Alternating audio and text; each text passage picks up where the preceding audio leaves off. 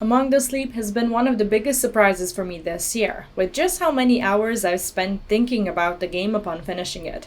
For me, it's quite unlikely to play a horror game, but the premise and the story of Among the Sleep got me too curious to pass on it. If you've been on the fence about whether or not you should give Among the Sleep a go, you're in the right place. My name is V, and if you're here on the channel for the first time, subbing is a great idea if you're a fan of RPGs. On this channel, you'll find plenty of playthroughs, live streams, highlights, reviews, and shorts, mostly focusing on JRPGs, SRPGs, ARPGs, and occasional adventure games. The most interesting thing about Among the Sleep for me was its premise.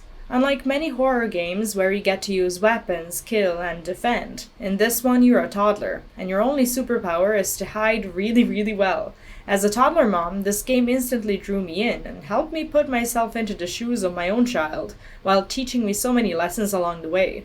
The whole journey was emotional, terrifying at times, but very satisfying, as I was able to relate to the game through my own childhood, and it helped me define who I am as a parent, how I want to treat my child, and what kind of role model I want to be. When it comes to the actual gameplay, if you're looking for a super complex game, this might not be your bottle of milk, as the only thing you can do is walk around, grab things, hide, and squeeze your teddy bear tightly and make it glow.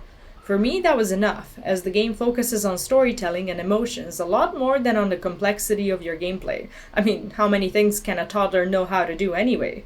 Overall, if you want to experience something different than what you see as an adult, I'd give this one a go. It's needless to say that this game might be a massive trigger for anyone with a history of domestic abuse of any kind, as seeing things from the eyes of a toddler can make you feel so much more vulnerable than you'd ever expect to be. If you're not a parent yourself, or didn't have a terrible childhood, you may not relate to this game the same way I did, but I'd say it's definitely worth playing through anyway.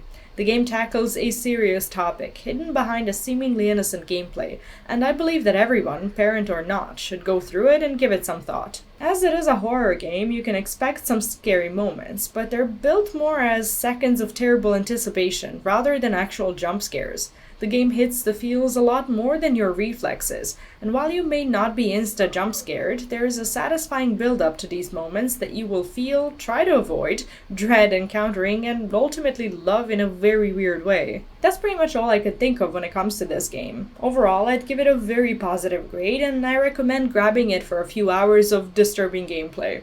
If you've played through it, leave some comments down below so that anyone interested in it can benefit from it. If you haven't subbed to the channel yet and you're into RPGs, make sure to do so now so you don't miss out on the future content. You can find my full Among the Sleep playthrough in the pinned comment of this video should you want to check it out, but beware of the spoilers and go through the lore bits carefully if you haven't played it yet. Alright, that's it for now. Thank you for watching and I'll see you in my next video. Bye bye.